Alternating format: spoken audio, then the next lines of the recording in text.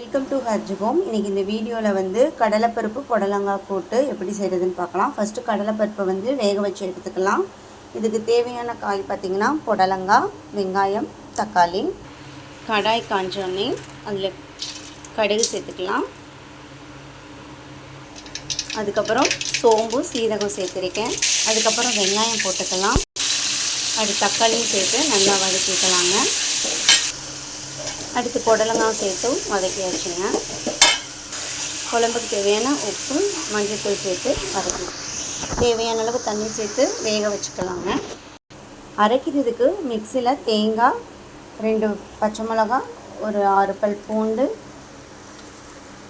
கொஞ்சம் சீரகம், கொஞ்சம் சோம்பு இதை போட்டு நல்லா அரைச்சிக்கலாம் ஒரு பேஸ்ட்டாக.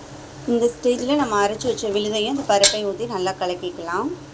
அவ்வளோதாங்க, நம்மளுக்கு புடலங்காய் கூட்டு ரெடி ஆகிடுச்சுன்னா இந்த வீடியோ பிடிச்சிருந்தா லைக் பண்ணுங்கள், ஷேர் பண்ணுங்கள், கமெண்ட் பண்ணுங்கள். ரைஸோடு சாப்பிடும்போது அவ்வளோ டேஸ்ட்டாக இருக்கும். நம்ம ஒரு ஹோட்டலுக்கு போனால் இந்த மாதிரி கூட்டெல்லாம் நிறையா கிடைக்கும். நீங்களும் செஞ்சு ட்ரை பண்ணி பாருங்கள். நன்றி.